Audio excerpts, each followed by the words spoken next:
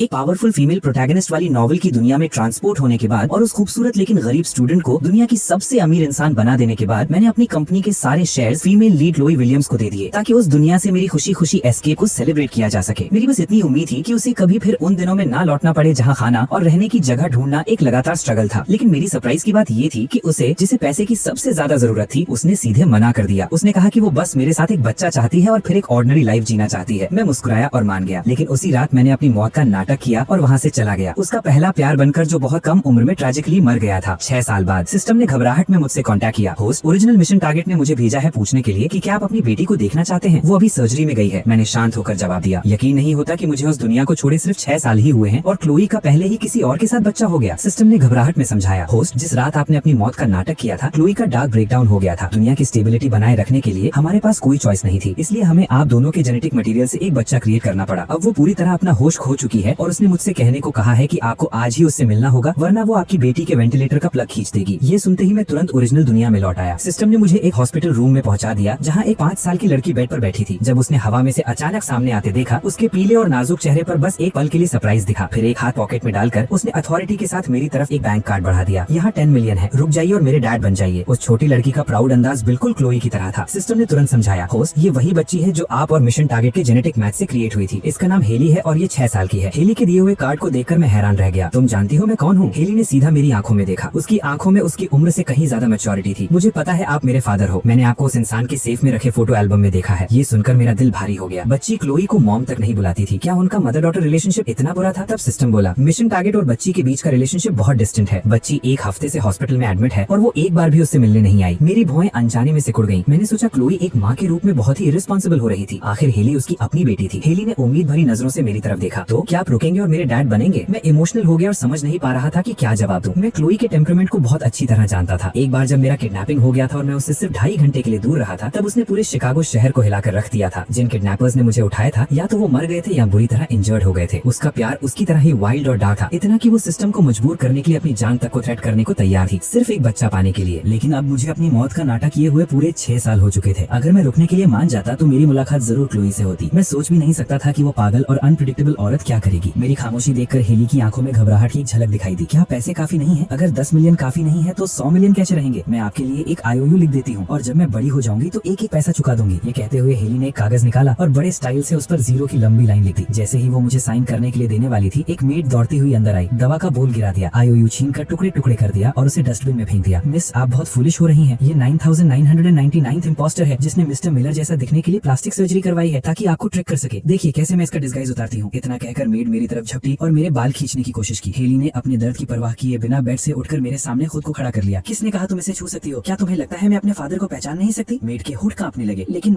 Mister Miller तो 6 साल पहले मर चुके थे, ये कैसे हो सकते हैं? हेली गरज उठी, चुप हो जाओ, मेरे फादर मरे नहीं है। उस इंसान ने खुद कहा था कि डैड एक मिशन रनर थे, उन्हें उसका लॉन्ग लॉस्ट फर्स्ट लव बनना था, इसलिए उन्होंने हमारे साथ ट्रिक करने के लिए अपनी मौत का नाटक किया। मैं शॉक हो गया। क्लोई जानती थी कि मैं एक मिशन रनर था। वो बहुत ही तेज थी। जब मैंने पहली बार उसके पास जाना शुरू किया था तो मैं ये बात छुपा नहीं सका था, इसलिए मैंने मान लिया था, लेकिन मैंने कभी प्लॉट की डिटेल्स नहीं बताई थी। उसे कैसे पता चला कि मुझे उसका कम उम्र में मरने वाला पहला प्यार बनना था? क्या उसे पहले से पता था या मेरी फेक डेथ के बाद उसने सब समझ लिया? हेली ने मेड को गुस्से से घूरा और मुझे बिल्कुल उस तरह प्रोटेक्ट किया जैसे कोई जंगली जानवर अपने बच्चे को प्रोटेक्ट करता है। ये मेरे फादर हैं, मुझे फाइनली इनसे मिलने का मौका मिला है, इसलिए बाहर निकलो और हिम्मत मत करना इन्हें छूने की। मेड को हेली ने रूम से बाहर निकाल दिया और जाते वक्त मैंने देखा कि उसने किसी को फोन किया। हेली ने अपने होंठ काटे और चुपके से आंसू पोंछ लिए। उसकी आंखें लाल और सूजी हुई थी जिसे देखकर मेरा दिल दुख गया। क्या तुमने अपनी सर्जरी वाली जगह को स्ट्रेन कर दिया? दर्द हो रहा है? हेली ने नाक से आवाज निकाली। बस एपेंडेक्टमी हुई है। मैं एकदम रुक गया। एपेंडेक्टमी? तो फिर क्लोई ने इसे इतना सीरियस क्यों दिखाया? वेंटिलेटर का प्लग खींचने तक की धमकी दे दी। मुझे लगा बच्ची मर रही है। सिस्टम ने धीरे से कहा, क्या ऐसा हो सकता है कि उसने आपको वापस लाने के लिए झूठ बोला हो होस्ट? मैंने सिर हिला दिया। ये बिल्कुल क्लोई जैसी हरकत लग रही थी। तभी मेरी नजर टेबल पर रखे मेडिसिन सूप के बोल पर पड़ी। मैं उसकी तरफ सिर्फ कुछ कदम ही बढ़ा था कि हेली ने मेरी शर्ट का कोना मजबूती से पकड़ लिया। डैड मैं आपके लिए एक और IOU लिख दूंगी, आप जितने पैसे मांगोगे मैं ला दूंगी, बस प्लीज मुझे छोड़कर मत जाना, ठीक है? उसके बेचारे से एक्सप्रेशन को देखकर, जो इस बात से डरा हुआ था कि मैं उसे छोड़ दूंगा, मेरा दिल पूरी तरह पिघल गया। मैंने हेली को उठाया और बेड पर बिठा दिया। मैं नहीं जा रहा और मुझे कोई IOU नहीं चाहिए। मैं तुम्हारी दवा ला रहा हूँ, जब तुम इसे पी लोगी तो तुम्हारा वुंड दर्द नहीं करेगा। हेली ने जोर जोर से सिर हिला दिया। मुझे दर्द नहीं हो रहा और मैं बहुत डिलिजेंट हूँ। मैं हल्की सी हंसी हंसा। अगर तुम दवा पी लोगी तो मैं नहीं जाऊंगा। हेली की काली आंखें तुरंत चमक उठी। उसने दवा का बोल मुझसे लिया, अपनी नाक पकड़ी और कड़वी दवा एक ही घूंट में पी गई। फिर उसने मेरी शर्ट को मजबूती से पकड़ लिया। मैंने पी ली। अब आप नहीं जा सकते, आपको मेरे साथ रहना होगा। मैंने उसके सिर पर हाथ फेरा। ठीक है, मैं तुम्हारे साथ रहूंगा। हेली को फिर भी यकीन नहीं हुआ। तो फिर आपको कसम खानी होगी। मैं बिल्कुल हेल्पलेस महसूस करने लगा। सच में माँ बेटी दोनों एक जैसी थी। दोनों को ये रूटीन बहुत बहुत पसंद था। मैं कसम खाता हूँ। मैंने धीरे से हेली की पीठ थपथपाई। मैं कसम खाता हूँ कि मैं तुम्हारे साथ रहूंगा। तुम्हारा वुंड अभी ठीक नहीं हुआ है, इसलिए तुम्हें बहुत रेस्ट की जरूरत है। अब सो जाओ। हेली के कानों के सिरे लाल हो गए। वो अपनी आंखें खुली रखने की पूरी कोशिश कर रही थी, जैसे मेरा चेहरा याद कर लेना चाहती हो, लेकिन आखिरकार नींद के आगे हार गई। मैं उसे देखता रहा और मेरा दिल और भी ज्यादा नरम होता गया। तभी काफी देर से चुप सिस्टम ने अचानक एक अर्जेंट अलर्ट दिया। होस्ट, ओरिजिनल मिशन टारगेट मुसीबत में है। मेरा दिल एक पल के लिए रुक सा गया और मैंने जल्दी से पूछा, क्या हुआ? अगले ही पल मेरे सामने एक बड़ी स्क्रीन आ गई। स्क्रीन पर वो विला था जहाँ क्लोए और मैं पहले रहते थे। लिविंग रूम लकड़ी की डॉल से पूरा भरा हुआ था। क्लोए रूम के बीच में बैठी थी। उसका तराशा हुआ चेहरा 6 सालों पहले की तरह ही खूबसूरत था। उसकी पतली और हड्डियां उभरी हुई उंगलियों में एक कार्विंग नाइफ था और वो बहुत ध्यान से एक डॉल के कान की शेप को एडजस्ट कर रही थी। जैसे ही लकड़ी का आखिरी टुकड़ा जमीन पर गिरा, उसने धीरे से कहा, ईथन, ये तुम्हारा 2019वां वर्जन है। मैं 6 सालों से हर दिन तुम्हारा इंतजार कर रही हूँ, लेकिन तुम वापस क्यों नहीं आते? क्या मैं काफी अच्छी नहीं थी? क्या इसीलिए तुम इतने हार्टलेस थे कि मुझे छोड़ गए? क्लोए की आंखें खाली थी, वही आंखें जो कभी एम्बिशन से जलती थी, अब सिर्फ डिस्पेयर और नमनेस से भरी हुई थी। मेरा दिल जोर से धड़क उठा और मुझे वो दिन याद आ गया जब मैंने उसे पहली बार देखा था। उस साल उसे उसके अपने पेरेंट्स ने घर से निकाल दिया था। कड़ाके की सर्दी में वो सिर्फ एक पतली शॉर्ट स्लीव शर्ट पहने हुए थी। उसका शरीर निशानों से भरा हुआ था और वो नंगे पैर समुद्र की तरफ चल रही थी। बिल्कुल आज की तरह उसकी आंखों में जिंदगी की एक भी रोशनी नहीं थी। मैं ही था जिसने उसे जोर से खींचकर किनारे पर लाया था और उसके कंधों पर कोट डाल दिया था। उसने सतर्क नजरों से मुझे देखा और भारी आवाज में पूछा था कि मैंने उसे क्यों बचाया। मैंने कैजुअली जवाब दिया था, क्योंकि मैं फ्यूचर देख सकता हूँ। मुझे पता है तुम एक दिन बहुत एक्स्ट्रा ऑर्डिनरी इंसान बनोगी, ऐसी जो पूरी दुनिया को हिला देगी। मैं पूरी तरह झूठ नहीं बोल रहा था, क्योंकि क्लोए बुक की मेन विलन थी। जब तक वो सबसे मुश्किल वक्त सर्वाइव कर लेती, उसका हीरोइन से भी ज्यादा पावरफुल बनना तय था। क्लोए नेचुरली बहुत सस्पिशियस थी, फिर भी उसने मेरी बात पर भरोसा कर लिया। उसके बाद मैंने 3 साल उसे उस रूथलेस मैड वुमन में बदलने में लगा दिए, जिसके बारे में लोग धीमी आवाज में बात करते थे, जो पैसे और पावर के लिए कुछ भी कर सकती थी। साथ ही मैं दुनिया की नजरों में उसकी इकलौती वीकनेस बन गया था। मैं रियलिटी में वापस आया और देखा कि क्लोए ने कार्विंग नाइफ उठाया और बिना झिझक अपनी उंगली का सिरा काट दिया, फिर खून से डॉल के होठों पर आखिरी टच दिया। वो मुस्कुराई। मेरा ईथन कितना हैंडसम है। बस अफसोस की बात यह है कि चाहिए कितना भी परफेक्ट क्यों न लगे, ये फिर भी वो नहीं है। मेरे शरीर में सिहरन दौड़ गई और मैंने उसकी नजर का पीछा किया। अगले ही पल मेरी रगों में दौड़ता खून ठंडा पड़ गया। पूरा विला मेरी शक्ल वाली लकड़ी की डॉल से भरा हुआ था। इतनी ज्यादा रियलिस्टिक कि साफ पता चल रहा था कि उन्हें बनाने वाले ने कितनी मेहनत और ऑब्सेशन लगाई थी। 6 साल बाद लग रहा था कि क्लोए और भी ज्यादा अनस्टेबल हो गई थी। सिस्टम ने उस वक्त याद दिलाया, होस्ट, जब से आप गए हैं मिशन टारगेट खुद को पूरे दिन आपकी डॉल्स के साथ बंद रखती है। वो एक पल के लिए भी उनसे दूर नहीं रहना चाहती। जब वो इतनी बीमार थी कि खून की खांसी आ रही थी, तब भी रात भर सफर करके यही वापस आ जाती थी। मैंने अपने होंठ भींच लिए और गिल्ट की एक लहर मेरे अंदर दौड़ गई। उसी वक्त विला के मेन डोर पर नॉक हुआ। मैम, मिसेस डेविस आपसे कांटेक्ट नहीं कर पा रही थी, इसलिए उन्होंने मुझे मैसेज देने भेजा है। एक और आदमी जो मिस्टर मिलर जैसा दिखता है, यंग मिस के साथ हॉस्पिटल में दिखाई दिया है। इस बार उसने उसे पूरी तरह बेवकूफ बना दिया है और वो जिद कर रही है कि उसे अपना फादर बुलाए। मुझे लगता है सर्जरी के बाद वो मिस्टर मिलर को बहुत मिस कर रही होगी और मुझे थोड़ी चिंता है कि कहीं वो इस आदमी के झांसे में ना आ जाए। शायद आपको जाकर उससे मिलना चाहिए। अचानक हुई इस इंटरप्शन से परेशान होकर क्लोए ने भवे से कोड ली। वो जिसे चाहे अपना फादर बुला सकती है। अगर वो जाना चाहती है तो जा सकती है। ईथन और मेरे एनिवर्सरी के दिन हमें डिस्टर्ब मत करो। ये सुनकर बटलर ने बेबस होकर सांस भरी और बिना कुछ कहे वहाँ से चला गया। मेरी उलझन और बढ़ गई। क्लोए का हेली के प्रति इतना हॉस्टाइल एटीट्यूड क्यों था? आखिर उन दोनों के बीच हुआ क्या था? स्क्रीन की तरफ दोबारा देखने पर मैंने क्लोए को डॉल की तरफ घूरते हुए देखा। उसकी आंखों में बेइंतहा दर्द और तन्हाई चमक रही थी। सॉरी, क्या मैं अभी थोड़ा ज्यादा जोर से बोल गई? क्या मैंने तुम्हें डरा दिया? ईथन, मैं तुम्हें बहुत मिस करती हूँ। तुम मुझे मिलने वापस कब आओगे? मैंने अनजाने में अपनी सांस रोक ली, जैसे मुझे डर हो कि कहीं वो मेरी मौजूदगी महसूस न कर ले। मैंने सिस्टम से पूछा, क्लोए थोड़ी क्रेजी लग रही है, लेकिन वो अभी भी जिंदा है। तुमने कहा था वो मुसीबत में है, तुम्हारा मतलब क्या था? सिस्टम जवाब देता उससे पहले ही स्क्रीन पर अचानक लाल रंग की एक धार उभर आई। क्लोए ने बिना झिझक अपनी कलाई काट ली थी और ठंडे चेहरे के साथ देखती रही कि उसका खून लकड़ी की डॉल में समा रहा है। मेरी आंखें शौक से फैल गई। ये क्या कर रही है? क्या उसे मरने का शौक है? सिस्टम ने जवाब दिया, ये एक रिचुअल है। कहा जाता है कि अगर वेडिंग एनिवर्सरी के दिन किसी डॉल पर अपना खून टपकाया जाए तो आपकी सोलमेट की सोल उस डॉल में आ जाती है। शायद वो इसी तरह आपको वापस बुलाने की कोशिश कर रही है। मैंने दांत भींच लिए। ये औरत पूरी तरह पागल है। विला के अंदर या आसपास कोई सर्वेंट नहीं था। क्लोए ने अभी अभी बटलर को भेज दिया था। उसकी कलाई पर काफी गहरा कट था और अगर ये चलता रहा तो आज वो सच में मर सकती थी। मेरी घबराहट बढ़ने लगी और मेरी आवाज कांप उठी। सिस्टम, क्या तुम मुझे दुनिया को स्टेबल रखने के लिए वापस नहीं लाए थे? अगर क्लोए जैसी पावरफुल विलन मर गई तो फिर हीरोइन का क्या मतलब रह जाएगा? एक स्ट्रॉन्ग विलन ही हीरोइन को स्ट्रॉन्ग दिखाता है। तुम्हें उसे बचाने का कोई तरीका सोचना होगा। चिंता मत कीजिए होस्ट, मेरे पास एक तरीका है। मैं पूछ पाता उससे पहले ही दीवार पर लगी फ्रेम्ड फोटो जोर की आवाज के साथ टेबल पर गिर गई। उस झटके से एक फर्स्ट एड किट उछलकर सीधा क्लोए के पैरों के पास आ गिरी। ये वही किट थी जो मैंने बहुत पहले उसके लिए तैयार की थी। उस वक्त वो अक्सर खुद को चोट पहुंचा लेती थी, इसलिए मैंने एक मेडिकल बॉक्स बनाया था जिसमें वो सारी चीजें थी जो उसे बार बार चाहिए होती थी। फर्स्ट एड किट देखते ही क्लोए एकदम जम सी गई। उसकी नजर फिर सामने रखी डॉल पर गई और उसकी आंखें जुनून और ऑब्सेशन से भर गई। ईथन, क्या ये तुम हो? क्या तुम वापस आ गए हो? काफी देर तक कोई जवाब नहीं आया। उसने अपने होठों पर खुद का मजाक उड़ाती हुई मुस्कान ला दी। मैं वाकई पागल हो गई हूँ। सच में ये सोच लिया कि तुम किसी डॉल में आ जाओगे। सिस्टम ने खुशी से रिपोर्ट दिया, होस्ट, समनिंग रिचुअल का टाइम खत्म हो चुका है। अगर मिशन टारगेट दोबारा अपनी कलाई काटकर खून चढ़ाना चाहेगी तो उसे अगले साल तक वेट करना होगा। मैंने क्लोए की तरफ देखा। उसने वाकई नाइफ नीचे रख दिया था। वो घुटनों के बल बैठी फर्स्ट एड किट से बैंडेज निकाला और अपनी कलाई पर लपेटने लगी। मैंने राहत की सांस ली, लेकिन उसका पीला पड़ा चेहरा देखकर मेरे दिल में दर्द की एक लहर उठ गई। क्या मेरे जाने के बाद वो हर साल ऐसा करती थी? हर साल खुद को इतना जख्मी करती थी? लगभग, लेकिन पहले कभी इतना गहरा कट नहीं लगाया। कुछ पल के लिए लग रहा था कि इस बार वो वाकई आपके के लिए मरने का इरादा कर चुकी थी। सिस्टम ने कहा। मैं फिर चुप हो गया और मेरे दिल में गिल्ट और गहरा होता गया। सिस्टम ने स्क्रीन हटा दी और मेरा ध्यान दोबारा हॉस्पिटल रूम में लौट आया। मेरे पास ही हेली गोल होकर सो रही थी और उसे देखकर मेरा दिल फिर से नरम पड़ गया। आखिर ये सच में मेरी और क्लोई की बेटी थी और उसकी शक्ल भी काफी हद तक मुझ पर गई थी। मैं खुद को मुस्कुराने से नहीं रोक पाया। जैसे ही सूरज ढलने लगा, हेली अचानक घबरा कर जाग उठी। उसका पीला चेहरा देखकर मैंने प्यार से उसके माथे का ठंडा पसीना पोंछा। क्या तुमने कोई बुरा सपना देखा? जैसे ही उसने मुझे देखा, उसकी आंखें तुरंत लाल हो गईं। डैड, सच में आप ही हो? आप वाकई वापस आ गए और मुझे छोड़कर नहीं गए। आप नहीं जानते, मैंने अभी सपना देखा कि वो क्रेजी औरत उन सब लोगों को मार रही थी जो आप जैसे दिखते थे। हेली का पूरा शरीर कांप रहा था और उसने दांत भींच लिए। वो औरत सिर्फ क्रेजी ही नहीं है, वो अंधी भी है। शायद वो आपको मेरी तरह पहचान न पाए। वो आपको भी उन सब की तरह मार सकती है। जब भी क्लोई का जिक्र होता, हेली का चेहरा घिन और विरोध से भर जाता। मैं वाकई समझ नहीं पा रहा था। हेली को तो क्लोई नहीं पाला होना चाहिए था, फिर उनका रिश्ता इतने खराब कैसे हो गया? मैं कुछ पूछने ही वाला था कि हेली बेड से कूदकर नीचे आ गई और सीरियस एक्सप्रेशन के साथ मुझे देखने लगी। डैड, उसके दिमाग में प्रॉब्लम है। मुझे पता है आप भी उससे नफरत करते हो, इसीलिए आप चले गए थे। लेकिन मैं नॉर्मल हूँ, तो आप मुझे अपने साथ क्यों नहीं ले जाते? मैं पैसे कमा सकती हूँ और घर का काम भी कर सकती हूँ। ये कहकर हेली ने अपने बैकपैक से कई बैंक कार्ड्स निकाले और सब मेरे हाथ में थमा दिए। इन कार्ड्स में टोटल 10 मिलियन है। ये ज्यादा नहीं है, लेकिन फ्यूचर में मैं और ज्यादा कमाऊंगी और पूरी जिंदगी आपको सपोर्ट करूंगी। बैंक कार्ड्स को देखकर मुझे समझ नहीं आया कि हंसू या रो दूं। हेली, तुम अपनी मदर से इतनी नफरत क्यों करती हो? हेली ने जवाब नहीं दिया। इसके बजाय उसने अपना छोटा सा गर्म हाथ मेरे हाथ में रखा और उसकी आवाज नरम हो गई। क्या मैं इसका जवाब तब दे सकती हूँ जब हम यहाँ से निकल जाएंगे? उसकी मिन्नत भरी नजरों को देखकर मेरा दिल पूरी तरह पिघल गया। ठीक है, प्रॉमिस, चलो चलते हैं। हेली की आंखों में खुशी चमक उठी। उसने मेरा हाथ पकड़ा और बाहर निकलते हुए मुझे तसल्ली दी। चिंता मत करो डैड, मैं आपको भागने में हेल्प करूंगी और हमेशा प्रोटेक्ट करूंगी। लेकिन वो अपनी बात पूरी कर पाती उससे पहले ही एक शख्स अचानक उसके सामने आ खड़ा हुआ। जैसे ही मैंने देखा कौन था, मेरा एक्सप्रेशन पूरी तरह बदल गया। वो औरत सीधा मुझे देख रही थी और उसके होठों पर हल्की सी मुस्कान थी। ईथन, तुम मुझे रुकने के बजाय उसके साथ भागना पसंद करोगे? क्या तुम मुझे दूसरी बार छोड़ने के लिए इतने बेचैन हो? क्लोई पहले से काफी पतली हो गई थी। उसकी नजर ठंडी तरह से हेली पर फिसली और फिर मेरे चेहरे पर टिक गई। क्या हम बात कर सकते हैं? हेली उसकी नजर से थोड़ा सिकुड़ गई, लेकिन फिर भी मेरे सामने खड़ी रही। ये मत सोचना कि मुझे पता नहीं तुम क्या करना चाहती हो। मैं वार्निंग दे रही हूँ, हिम्मत मत करना इन्हें हर्ट करने की। मैंने गिल्टी होकर क्लोई की आंखों से नजर चुरा ली। सच कहूँ तो पहले भी और अब भी क्लोई हमेशा मेरे लिए सिंसियर रही थी। गलती हर बार मेरी ही थी। मैंने ही उसे बार बार डिसअपॉइंट किया था। ये सोचकर मुझे और भी ज्यादा शर्म महसूस हुई। माहौल तनावपूर्ण हो गया। तभी सिस्टम अचानक सामने आया और मुझे हल्का सा धक्का दिया। होस्ट हेडक्वार्टर से अभी मैसेज आया है। जैसे ही मिशन टारगेट की इमोशंस स्टेबलाइज हो जाएंगी, आपका मिशन कंप्लीट हो जाएगा। ये कॉन्वर्सेशन एक बहुत अच्छा अपॉर्चुनिटी हो सकता है। मैंने हाँ में सिर हिलाया और आखिरकार क्लोई की तरफ देखा। ठीक है, बात करते हैं। हेली ने मेरी शर्ट पकड़ ली और उसके चेहरे पर चिंता साफ दिख रही थी। डैड, मत जाइए, मैंने तसल्ली देते हुए उसके सिर पर हाथ फेरा। चिंता मत करो, मैं ठीक रहूंगा। ये सुनकर हेली ने धीरे से मेरी शर्ट छोड़ दी, लेकिन जब मैं दूर जा रहा था तब भी वो परेशान नजरों से मेरी पीठ को देख रही थी। मैंने मुड़कर उसे एक तसल्ली भरी नजर दी। तभी क्लोई ने अचानक कहा, उसकी आवाज जलन से भरी हुई थी, तुम उस बच्ची की बहुत परवाह करते हो। मुझे उसका सवाल अजीब लगा। हेली हमारी बेटी है। मैं उसकी परवाह कैसे न करता? क्लोई ने खुद पर हंसती हुई एक कड़वी हंसी छोड़ी। तो तुम उसकी बात मानकर उसके साथ चले जाते, लेकिन मुझसे मिलने नहीं आते। क्या बात बस इतनी सी है ईथन? क्या तुम्हें जरा भी अंदाजा है कि मैंने पूरे 6 साल तुम्हारा इंतजार किया है? तुम्हारा दिल इतना क्रूअल कैसे हो सकता है? उसकी भारी और कांपती हुई आवाज सुनकर मेरा दिल ऐसे दुखने लगा जैसे किसी ने उस पर भारी पत्थर रख दिया हो। गलती मेरी थी, मैंने तुम्हारे साथ बुरा किया। क्लोई ने मेरा हाथ जोर से पकड़ लिया और उसकी पकड़ और मजबूत हो गई। ईथन, मैं ये नहीं सुनना चाहती। अचानक उसने अपनी चाल तेज कर दी, मुझे खींचकर एक खाली हॉस्पिटल रूम में ले गई और इतनी ताकत से दीवार से लगा दिया कि मैं संभल भी नहीं पाया। मेरे अंदर एक बुरा एहसास जाग उठा और मैंने इंस्टिंक्टिवली उसे दूर ढकेलने की कोशिश की। क्लोई मेरे और करीब आ गई। उसने मेरे कान के पास झुककर कहा, उसकी खुद का मजाक उड़ाती आवाज में बुझ ना पाने वाला गुस्सा घुला हुआ था, तुम मुझे इतनी बुरी तरह छोड़कर जाना चाहते हो, है ना? अगले ही पल बिना किसी वार्निंग के क्लोई के होंठ मेरे होठों पर आ गए। मैं तुरंत होश में आया और उसे जोर से दूर कर दिया। शायद इस अचानक हरकत में उसे भी होश मिला दिया। जब उसने मेरी कलाइयों पर अपनी पकड़ के 2 लाल निशान देखे, उसकी आंखों में वापस समझ आ गई। क्लोई की आंखों में गिल्ट की झलक उभरी। सॉरी, मैं तुम्हारे लिए ऑइंटमेंट लाती हूँ। मैंने उसे रोक दिया। ये अपने आप ठीक हो जाएगा। क्लोई, तुम मुझसे किस बात पर बात करना चाहती थी? क्लोई ने जवाब नहीं दिया, लेकिन फिर भी वो ऑइंटमेंट लेने चली गई। वापस आकर उसने मुझे चेयर पर बिठाया और खुद मेरे सामने घुटनों के बल बैठकर चुपचाप मेडिसिन लगाने लगी। मैंने देखा कि उसके सूट जैकेट का कफ थोड़ा सा ऊपर हुआ था और उसके नीचे उसकी कलाई पर एक डरावना स्कार नजर आ रहा था। जो बैंडेज वहाँ होना चाहिए था, वो किसी वक्त हटा दिया गया था। मैंने तुरंत उसकी कलाई पकड़ ली। क्लोई की आंखें हल्की सी हिली और उसने फौरन स्लीव नीचे कर ली। कुछ नहीं है, बस गलती से कट लग गया था। उसका इतना कैजुअल टोन सुनकर मुझे अचानक गुस्सा आ गया। क्लोई, क्या तुम्हें अपनी जरा भी परवाह है या नहीं? क्लोई को उम्मीद नहीं थी कि मैं इतना गुस्सा हो जाऊंगा। वो एक पल के लिए रुक गई, फिर धीरे से हंस पड़ी। ईथन, क्या तुम मेरी चिंता कर रहे हो? मैंने तुरंत जवाब दिया। तुम्हें क्या लगता है सिर्फ इसलिए कि मैं तुम्हारे पास नहीं हूँ तुम खुद का ख्याल रखना भी नहीं सीख सकती? मैं उसे गुस्से में डांट रहा था, लेकिन जैसे ही हमारी नजरें मिली मैं खुद जम गया। क्लोई की आंखें लाल थी, लेकिन उसके होठों पर हल्की सी मुस्कान थी। तुम उस वक्त इतनी बेरहमी से चले गए थे, मुझे लगा था तुम्हें कभी मेरे लिए बुरा नहीं लगेगा। उसकी बात सुनकर मेरी आवाज गले में अटक गई। काफी देर बाद मैंने धीरे से कहा, मैंने कब कहा कि मुझे तुम्हारे लिए बुरा नहीं लगता? ये कहकर मैं खड़ा हुआ, रूम में एक बैंडेज ढूंढा और उसकी कलाई पर फिर से बैंडेज बांध दिया। मुझे डर था कि वो इसे फिर निकाल देगी, इसलिए मैंने 2 मजबूत नॉट्स लगा दिए। इसे मत निकालना, समझी? क्लोई ने सर झुकाकर धीरे से कहा, मुझे पता है, मेरे पास तुम्हारे लिए कुछ। उसने अपनी पॉकेट से एक ब्रेसलेट निकाला और मेरी कलाई पर पहना दिया। ये तुम्हारे लिए बहुत इंपॉर्टेंट होना चाहिए। जिस दिन तुम गए थे ये गलती से समुद्र में गिर गया था। मैंने इसे ढूंढ लिया और तब से अपने पास रखा हुआ है। ये भी मेरे साथ 6 साल तक तुम्हारा इंतजार करता रहा। मैंने अपना हाथ उठाया और ब्रेसलेट को देखा। मैं पूरी तरह स्टन रह गया। ये मेरी असली दुनिया की मेरी माँ का ब्रेसलेट था। 6 साल पहले जिस दिन मैंने अपनी मौत का नाटक किया था, सिस्टम ने मुझे सुसाइड का सीन क्रिएट करने के लिए एक सूटकेस समुद्र में फेंकने को कहा था। जल्दी में मैंने गलती से ब्रेसलेट भी उस सूटकेस में रख दिया था। जब मैं अपनी दुनिया में वापस आया और मुझे पता चला कि वो ब्रेसलेट खो गया है, तो मैं बहुत लंबे समय तक दुखी रहा था। मैंने कभी सोचा भी नहीं था कि एक दिन ये ब्रेसलेट फिर से मेरे हाथों में होगा। मैंने क्लोई को कभी नहीं बताया था कि ये ब्रेसलेट मेरे लिए कितना इंपॉर्टेंट है, फिर भी उसने किसी तरह ये महसूस कर लिया था। मेरी हैरानी देखकर क्लोई ने अपनी नजरें झुका ली और हल्की सी मुस्कुराई। तुमने मुझे 6 साल के लिए छोड़ दिया, फिर भी मैं तुमसे नफरत नहीं कर पाई, ये जानते हुए भी कि तुम्हारी सारी काइंडनेस सिर्फ तुम्हारे मिशन का हिस्सा थी, फिर भी मैं तुमसे पूरी तरह प्यार कर बैठी। ये कहने के बाद क्लोई ने आंखें बंद कर ली और उसकी आंखों से 2 साफ आंसुओं की धारें बह निकली। ईथन, क्या मैं बेवकूफ हूँ? कॉलेज से ग्रेजुएट होने के 2 साल से भी कम समय में उसने अपनी काबिलियत और तरीकों के दम पर विलियम्स फैमिली की एक नजरअंदाज की गई बेटी से बदलकर डरावनी सीईओ क्लोई विलियम्स का रूप ले लिया था। एक ऐसी औरत जिससे सब डरते थे। मेरे सीने में एक तीखा और बेकाबू दर्द फैल गया। उसके पास दुनिया का सारा पैसा और पावर था, हर कोई उसकी सक्सेस से जलन करता था, फिर भी वो यहाँ मेरे सामने एक छोटी सी बेकार सी मोहब्बत के लिए भीख मांग रही थी। मैंने अनजाने में हाथ बढ़ाया और उसके आंसू पोंछ दिए। क्लोई, तुम वाकई बेवकूफ हो। पिछले 6 साल तुम्हारे लिए बहुत मुश्किल रहे होंगे। क्लोई ने अपना चेहरा एक तरफ घुमा लिया। मैं तुम्हारी अपॉलॉजीज नहीं सुनना चाहती। वो कुछ पल रुकी, फिर मेरी तरफ देखा। उसकी आंखें चमक रही थी। क्या तुम मेरे साथ यहीं रह सकते हो? मैं फिर खामोश हो गया। मिशन कंप्लीट होने के बाद सिस्टम ने मुझे मेरी दुनिया में एंडलेस वेल्थ के साथ वापस भेजने का प्रॉमिस किया था, इसलिए शुरुआत में क्लोई के लिए की गई हर काइंडनेस सच में मिशन का ही हिस्सा था। और जब मुझे उससे सच्चा प्यार हो गया था तब भी मैं रुक नहीं पाया। आखिर लोग बदल जाते हैं, कौन गारंटी दे सकता था कि सालों बाद भी क्लोई मुझे उतना ही प्यार करेगी जितना तब करती थी। पैसे के मामले में मुझे हमेशा अपने हाथ में जो था उस पर ज्यादा भरोसा था। मैं कुछ बोल पाता उससे पहले हॉस्पिटल रूम के बाहर से जोर की आवाज आई। मैं आपको उसके साथ रहने नहीं दूंगी। दरवाजा जोर से खुला और हेली लड़खड़ाते हुए अंदर आई। उसने क्लोई की तरफ उंगली उठाकर चिल्लाया, ये मत सोचो कि मुझे पता नहीं तुम क्या प्लान कर रही हो, और वैसे भी ये मेरे डैड हैं, ये तुम्हारे साथ क्यों रहेंगे? इन्हें मेरे साथ जाना चाहिए। क्लोई की भौहें सिकुड़ गई और उसने ठंडी हंसी के साथ कहा, ये मेरे हस्बैंड हैं, ये तुम्हारे साथ क्यों जाएंगे? हेली ने भी उतनी ही ठंडी हंसी लौटाई। 6 साल पहले इन्होंने तुम्हें नहीं चुना था। ये शब्द क्लोई के दिल में चाकू की तरह घुस गए। उसकी काली आंखों में ठंडी आंधी उमड़ने लगी। दोबारा कहो। देखते ही देखते माहौल खराब होने वाला था, इसलिए मैंने तुरंत हेली का मुंह हाथ से बंद कर दिया और डांट कर बोला, बस तुम दोनों चुप हो जाओ। मैंने दोनों को अलग किया और कुछ देर शांत रहने दिया। तब जाकर रूम का तनाव थोड़ा कम हुआ। मैंने अपनी चाय पर फूंक मारी, एक छोटा सा घूंट लिया और देखा कि हेली चोरी चोरी मुझे देख रही थी। ठीक है, मुझे बताओ, तुम अपनी मॉम से इतनी नफरत क्यों करती हो? हेली ने दांत भींच लिए। डैड, उसकी अभी वाली एक्टिंग से धोखा मत खाइए, वो आपसे नफरत करती है और मुझसे भी। मैंने अपने कानों से सुना है। उसने कहा था कि उसे आपका चेहरा पसंद नहीं और उसने मेरा गला दबा दिया था क्योंकि मेरी रगों में आपका खून है। एक ना एक दिन वो मुझे मार देगी और एक दिन आपको भी मार देगी। हेली का हर शब्द मेरे दिल पर हथौड़े की तरह लग रहा था और मेरी रीढ़ की हड्डी तक ठंड उतर गई। मुझे पता था क्लोई इमोशनली अनस्टेबल है, लेकिन मैंने कभी नहीं सोचा था कि वो इतनी पागल हो सकती है कि अपने ही बच्चे को मारना चाहे। क्लोई ने ठंडी हंसी छोड़ी। हेली मिलर, मुझे लगता है तुम्हें झूठ बोलने की आदत पड़ गई है। मैंने कब ऐसी बातें कही? हेली ने तुरंत जवाब दिया, मैंने जो भी कहा सब सच है। क्लोई ने भौहें उठाकर कहा, क्या इस सच में ये भी शामिल है कि तुमने मेरे शूज में कील डाली थी और मेरी वाइन में एंटीबायोटिक्स मिला दिए थे? उन दोनों की बातें सुनकर मुझे लग रहा था जैसे मुझे हार्ट अटैक आ जाएगा। मैंने घबराकर सिस्टम को पुकारा, सिस्टम जल्दी मेरे लिए एक साइकियाट्रिक हॉस्पिटल कॉल करो, हमें इन दोनों को एडमिट करवाना पड़ेगा। सिस्टम तुरंत ऑनलाइन आया, जल्दी से रिकॉर्ड्स चेक किए, फिर समझाया, होस्ट असल में ये सब एक मिसअंडरस्टैंडिंग है। सिस्टम की एक्सप्लेनेशन से मुझे आखिर सच्चाई पता चली। उनके सोशल सर्कल में हर कोई जानता था कि क्लोई मुझे हद से ज्यादा प्यार करती थी। मेरी मौत के बाद पिछले 6 सालों में अनेक आदमियों ने प्लास्टिक सर्जरी करवाकर मेरी शक्ल अपना ली थी और उसके करीब आने की कोशिश की थी। पहले से ही मेंटली डिस्टर्ब्ड क्लोई इन इम्पोस्टर्स की वजह से नर्वस ब्रेकडाउन के किनारे पहुंच गई थी। आखिरकार जब उसकी बर्दाश्त खत्म हो गई तो उसने सबको पकड़वाकर अफ्रीका की माइंस में काम करने भेज दिया। उसने ये भी कहा था कि अगर मेरी शक्ल वाला कोई और आदमी उसके पास आया तो वो गारंटी नहीं दे सकती कि वो कोई एक्सट्रीम काम नहीं करेगी। लेकिन 3 साल की हेली के कानों तक पहुंचते पहुंचते उन बातों का मतलब बदल गया था। उसने गलत समझ लिया और सोचा कि क्लोए मुझसे इतनी नफरत करती है कि मुझे मारना चाहती है। ये मानकर कि क्लोए ने ही मुझे भगा दिया है, हेली ने बदला लेने के लिए अपनी माँ की शूज में कील डाल दी। बदकिस्मती से क्लोए ने उसे रंगे हाथ पकड़ लिया और हेली की अच्छी खासी पिटाई हुई। फिर भी हार न मानते हुए दूसरी बार हेली ने क्लोए की वाइन में एंटीबायोटिक्स मिला दी और फिर पकड़ी गई। गुस्से से भरी क्लोए ने हेली को कॉलर से पकड़ लिया और चिल्लाई, अगर तुम्हारे अंदर तुम्हारे फादर का खून ना होता तो मैं तुम्हें कब का मार चुकी होती। हेली जो सांस लेने के लिए जूझ रही थी उसने सिर्फ आधी बात सुनी और फिर से उसका मतलब अपने दिमाग में बदल लिया और इस तरह ये मिसअंडरस्टैंडिंग पूरे 6 साल तक चलती रही। मैंने सिस्टम की एक्सप्लेनेशन दोनों को दोबारा सुना दी और दोनों चुप हो गए। तो ये सब सिर्फ एक मिसअंडरस्टैंडिंग थी, अब समझ आया? दोनों ने ऑकवर्ड अंदाज में बस इतना कहा। ओह, मैं बिल्कुल स्पीचलेस था और इन दोनों पागल औरतों से और बात करने का मेरा बिल्कुल मन नहीं था, इसलिए मैं उठकर जाने लगा। तुरंत दोनों तरफ से एक एक हाथ ने मुझे रोक लिया। हेली ने जल्दी से कहा, चाहे जो भी हो, मैं डैड से ब्लड रिलेशन रखती हूँ, इसलिए उन्हें मेरे साथ रहना चाहिए। क्लोए ने तुरंत जवाब दिया, मैं उनसे पहले मिली थी, उन्हें मेरे साथ रहना चाहिए। देखते ही देखते दोनों फिर झगड़ने वाली थी, इसलिए मैंने जल्दी से बीच में बोल दिया, इस बारे में बाद में बात करेंगे, मुझे भूख लगी है। ये सुनते ही क्लोए ने तुरंत अपनी सेक्रेटरी को कॉल करके सबसे पास वाले रेस्टोरेंट में टेबल अरेंज करने को कहा। डिनर टेबल पर क्लोए लगातार मेरी प्लेट में खाना रखती जा रही थी। ईथन, पिछले 6 सालों में तुम कितने पतले हो गए हो, ये बहुत टेस्टी है, थोड़ा और खाओ। हेली मेरे पास खड़ी थी और बहुत मेहनत से मेरे लिए ड्रिंक्स भर रही थी। मैं टेबल पर रखे 20 से ज्यादा अलग अलग बेवरेजेस को देखकर समझ नहीं पा रहा था कि शुरुआत कहाँ से करूं। क्लोए ने हेली को एक नजर देखा और मेरी प्लेट में और भी तेज स्पीड से खाना रखना शुरू कर दिया। पीछे रहना न चाहते हुए हेली ने भी और तेज स्पीड से ड्रिंक्स भरना शुरू कर दिया। मैंने चॉपस्टिक्स नीचे रखी और परेशान होकर माँ बेटी की इस जोड़ी को प्राइवेट रूम से बाहर निकाल दिया। अगर तुम दोनों के पास इतनी एनर्जी है तो बाहर जाकर कुछ चक्कर लगा लो। मेरा मूड खराब देखकर बड़ी और छोटी दोनों ने सर झुका लिया और बिना कुछ कहे बाहर चली गई। आखिर रूम में शांति हो गई। मैंने अभी एक निवाला मुंह में डाला ही था कि सिस्टम फिर बोल पड़ा, होस्ट क्या आप सुन रहे हैं? मेरे पास आपके लिए एक खबर है, लेकिन मुझे नहीं पता ये अच्छी है या बुरी। मैंने हल्की सी आवाज में जवाब दिया, मैंने कैलकुलेशन की है, मिशन टारगेट की इमोशनल स्टेट अभी के लिए स्टेबल हो गई है, लेकिन अगर आप चले गए तो उसका फिर से ब्रेकडाउन होने का चांस बहुत ज्यादा है। मेरे हाथ में पकड़ी चॉपस्टिक्स एक पल के लिए रुक गई। गई। तो तुम चाहते हो कि मैं यहीं रुक जाऊं? बिल्कुल। मैंने गहरी सांस ली और अपनी सबसे बड़ी चिंता बताई। अगर मैं इस दुनिया में रुक गया और फ्यूचर में क्लोए की फीलिंग्स बदल गई और मुझे अपने डिसीजन पर रिग्रेट हुआ, तो क्या मेरे पास तभी यहाँ से जाने का कोई तरीका होगा? इस बार सिस्टम चुप हो गया। उसकी खामोशी ही जवाब थी। मैंने सिर हिला दिया और मेरी भूख अचानक गायब हो गई। बात ये नहीं थी कि मुझे क्लोए पर भरोसा नहीं था, मैंने बस जिंदगी में बहुत सारे एग्जाम्पल्स देखे थे कि लोगों के दिल कितनी आसानी से बदल जाते हैं। मैं कुछ बोलता उससे पहले ही बाहर आसमान में अचानक जोर का धमाका हुआ। मैं खिड़की के पास गया और देखा कि अंधेरे आसमान में खूबसूरत फायरवर्क फूट रहा था। हेली, जो कभी कभी बच्चों जैसी लगती थी, नीचे खड़ी मुझे हाथ हिला रही थी। डैड, आइए हमारे साथ फायरवर्क्स जलाइए। रूम का दरवाजा धीरे से खुला और क्लोए अंदर आई। उसने मेरा हाथ पकड़ लिया। चलो, मेरे और हेली के पास तुम्हारे लिए एक सरप्राइज है। मैं कुछ समझ पाता उससे पहले ही क्लोए मुझे नीचे ले गई। हेली ने खुली जगह ढूंढी, एक लंबी फ्यूज निकाली और मुझे मैच स्टिक थमा दी। डैड, आप जलाइए। क्लोए ने मुस्कुराते हुए मेरी तरफ देखा और सिर हिला दिया। मैंने मैच स्टिक ली, फ्यूज को आग लगाई और फिर उन दोनों के साथ कुछ कदम पीछे हट गया। एक फायरवर्क आसमान में उड़ा और फटकर एक बहुत बड़ा और खूबसूरत दिल बन गया। मेरे चेहरे पर अनजाने में मुस्कान आ गई। जब मुझे होश आया, मैंने देखा कि क्लोए भी बिना सोचे मुस्कुरा रही थी। मैं थोड़ा सा खो गया। आखिरी बार मैंने उसे इतना खुश तब देखा था जब हमारी शादी की रात उसने मुझे गले लगाया था और मुस्कुराते हुए फुसफुसा कर कहा था, ये कितना अच्छा है, मेरे पास फिर से एक फैमिली है। जब मैं फिर से होश में आया, तब तक क्लोए टिश्यू से मेरे चेहरे पर बहते आंसू पोंछ रही थी। तुम रो क्यों रही हो? हेली भी पास आ गई और मेरे बाजू को पकड़ लिया। उसकी आवाज चिंता से भरी हुई थी। डैड, क्या आप मेरे सरप्राइज से इमोशनल हो गए? मत रोइए, मेरा दिल दुखने लगता है। क्लोए ने धीरे से उसे एक तरफ कर दिया। दूर हटो, तुम्हारे डैड मेरे वजह से इमोशनल हुए हैं। हेली ने भवें चढ़ा ली। फायरवर्क का डिजाइन मैंने बनाया था। क्लोए ने उसे देखा। पैसे मैंने दिए थे। उसकी बात सुनकर हेली गुस्से से लाल हो गई। सिर्फ इसलिए कि तुम्हारे पास पैसे हैं तुम खुद को बहुत ग्रेट समझती हो? फ्यूचर में मैं तुमसे ज्यादा कमाऊंगी। मैंने सांस भरी और हेली के बाल बिगाड़ दिए। फिर प्यार से क्लोए के गाल को छुआ। ठीक है, झगड़ा बंद करो, मैं तुम दोनों की वजह से इमोशनल हुआ हूँ। हेली ने क्लोए की तरफ देखा और फिर नाक चढ़ाकर मुंह फेर लिया। क्लोए ने उसे इग्नोर कर दिया और मेरा चेहरा साफ करने में लगी रही। हालांकि दोनों अब भी पहले की तरह ही एक्सप्लोसिव थी, लेकिन मैं महसूस कर सकता था कि उनके रिश्ते में पहले से नरमी आ गई थी और फिलहाल के लिए इतना ही काफी था। उस शाम मैं उन दोनों के साथ उनके नए घर वापस गया। क्लोए ने थोड़ी शर्मिंदगी के साथ समझाया कि पुराना विला कुछ चीजों से इतना भर गया था कि वहाँ रहना ठीक नहीं था। मेरे होंठ हल्की सी मुस्कान में हिल गए। मुझे अच्छी तरह पता था कि जिन चीजों की वो बात कर रही थी वो लकड़ी की डॉल्स का पहाड़ था। ये नया विला क्लोए ने मेरे जाने के 6 साल बाद खरीदा था। हालांकि ये नया घर था, लेकिन अंदर का सारा फर्नीचर और डेकोरेशन पुराने विला जैसा ही था। मुझे नहीं पता था कि क्लोए सिर्फ सेंटिमेंटल थी या फिर खुद को ये यकीन दिलाने की कोशिश कर रही थी कि मैं अब भी उसके साथ हूँ। विला का सबसे अच्छा व्यू वाला रूम खाली छोड़ा गया था। क्लोए ने धीरे से कहा, ये खास तुम्हारे लिए रखा है, डेकोरेशन तुम्हारी फेवरेट स्टाइल में है, क्योंकि मुझे लगता था कि तुम एक दिन वापस आओगे। ये सुनकर मेरा दिल दुख उठा। इतने लंबे समय तक मेरा इंतजार करने के लिए थैंक यू। सोने से पहले क्लोए और हेली दोनों ने जिद की कि वो मेरे साथ ही सोएंगी। गिल्ट की वजह से मैंने मुश्किल से हाँ कर दी। रात के बीच में दोनों के दरमियान लेटा हुआ करवटें बदलता रहा। मेरा दिल ऐसा लग रहा था जैसे शहद में डूबा हुआ हो, फिर भी उससे बाहर निकलने की बेचैनी कर रहा हो। ये एक ऐसी वार्मथ थी जो मैंने पहले कभी महसूस नहीं की थी और जिसकी मुझे बहुत ज्यादा क्रेविंग थी। लेकिन जितना ज्यादा मैं उसे महसूस करता, उतना ही ज्यादा डर जाता। मैं बहुत देर तक अपने ख्यालों से लड़ता रहा और आखिरकार दर्द भरी आवाज में सिस्टम को पुकारा। सिस्टम, मुझे यहाँ से ले चलो। सर, क्या आप बिल्कुल श्योर हैं? मैंने सिर हिला दिया। फिर मैं उठकर खिड़की की सिल पर चढ़ गया। ये 5वीं मंजिल थी। यहाँ से गिरने पे या तो मेरी मौत हो जाती या फिर मैं वेजिटेटिव स्टेट में चला जाता। जब तक इस दुनिया में मेरा फिजिकल बॉडी डिस्ट्रॉय हो जाता, चाहे क्लोई कितनी भी क्रेजी क्यों ना हो, उसे रियलिटी एक्सेप्ट करनी ही पड़ती। पहली बार मैंने सिस्टम की मैकेनिकल आवाज में इमोशन की हल्की सी झलक महसूस की। होस्ट अब बहुत क्लियर हेडेड है, ऐसे में मैं आपके डिसीजन की रिस्पेक्ट करता हूँ। Thank you. मैं मुस्कुराया और अपनी बाहें फैलाकर आगे झुकने ही वाला था कि अचानक मेरी पिंडली पर ठंडी सी पकड़ महसूस हुई। मैं शॉक में मुड़कर देखा और क्लोई को मेरी टांग पकड़े हुए पाया। वो हल्की सी हंसी। ईथन, ये तीसरी बार है। क्लोई ने मुझे नीचे खींच लिया और एक दूसरे रूम में ले गई, ऐसे रूम में जहाँ कोई खिड़की नहीं थी। उसकी आंखों में डिसअपॉइंटमेंट देखकर मैंने होंठ भींच लिए। मुझे समझ नहीं आ रहा था कि खुद को कैसे एक्सप्लेन करूं। काफी देर की खामोशी के बाद क्लोई ने अचानक कहा, मुझे पता है तुम किस बात से डरते हो। तुम्हें डर है कि फ्यूचर वाली मैं तुम्हें डिसअपॉइंट कर दूंगी। तुम्हें डर है कि तुम अपनी दुनिया की सब कुछ छोड़कर मेरे लिए रुक जाओगे और बाद में रिग्रेट करोगे, है ना? मैंने धीरे से सर हिला दिया। मेरी उम्मीद के बिल्कुल उलट क्लोई गुस्से में नहीं आई। उसने मेरा हाथ पकड़ा और धीरे से कहा, ये तो बहुत आसान प्रॉब्लम है, मैं तुम्हारे साथ तुम्हारी दुनिया में क्यों नहीं चली जाती? मैं हैरानी से उसकी तरफ देखने लगा। क्लोई ने खुद ही बात जारी रखी, मैं अंदाजा लगा सकती हूँ कि तुम्हारे सिस्टम ने तुम्हें इतना पैसा दिया होगा कि कई जिंदगियां आराम से कट जाएं, इसलिए मुझे सपोर्ट करना कोई प्रॉब्लम नहीं होगा। और अगर तुम चाहो तो उस छोटी ब्राई को भी साथ ले जा सकते हो। अगर तुम मुझे बिजनेस स्टार्ट करने देना चाहो तो मैं तुम्हें आउटस्टैंडिंग रिजल्ट्स दूंगी। मुझे अपनी एबिलिटीज पर पूरा कॉन्फिडेंस है। और अगर तुम नहीं चाहते कि मैं बिजनेस करूं क्योंकि तुम्हें डर है कि अमीर होकर मैं बदल जाऊंगी, तो मैं बस तुम्हारे पास रहूंगी और हर रोज तुम्हारा ख्याल रखूंगी। मेरा हाथ पकड़े हुए उसका हाथ हल्का सा कांप रहा था और वो मिन्नत भरी नजरों से मुझे देख रही थी। तो प्लीज मुझे छोड़कर मत जाना, ठीक है? ये डेवलपमेंट मैंने बिल्कुल एक्सपेक्ट नहीं किया था। मुझे और भी ज्यादा हैरानी तब हुई जब सिस्टम ने भी इस बात से एग्री कर लिया। कोई प्रॉब्लम नहीं। हेडक्वार्टर्स ने कहा है कि जब तक मिशन टारगेट के इमोशन स्टेबल हैं, इस बात से फर्क नहीं पड़ता कि वो किस दुनिया में रहेगी। और क्योंकि आप उन्हें सपोर्ट करने वाले हैं, मैं आपके लिए डबल बोनस अप्लाई कर दूंगा। बस उन्हें दोबारा क्रेजी मत होने दीजिए होस्ट, ऐसे में सब कुछ पॉसिबल है। मैंने खुद को संभाला, मेरे सामने उदास और बेचारी सी लग रही क्लोई को देखा और धीरे से सर हिला दिया। अगले दिन जब हेली को पता चला कि वो मेरे साथ जा सकती है, तो वो खुशी से उछल पड़ी। क्लोई ने भवें सिकोड़कर आधे मजाक में मुझसे कहा, क्यों ना हम इस लड़की को यहीं छोड़ दें? इसका चेहरा देखकर इरिटेशन होती है। हेली तुरंत गुस्से से फट पड़ी, ये बात दोबारा करके दिखाओ। दोनों को फिर से झगड़ते देखकर मैंने जल्दी से बीच में टोक दिया, ठीक है, तुम दोनों जल्दी से अपना सामान पैक करो। अगर देर हो गई तो मैं तुम दोनों में से किसी को भी साथ नहीं ले जाऊंगा। ये सुनते ही दोनों शांत हो गई और फटाफट अपना सामान पैक करने भाग गई। मैंने बाहें बांध ली और अनजाने में मेरे होठों पर मुस्कान आ गई। लगता था कि माँ बेटी के बीच का कॉन्फ्लिक्ट पूरी तरह सॉल्व होने में अभी काफी वक्त लगेगा।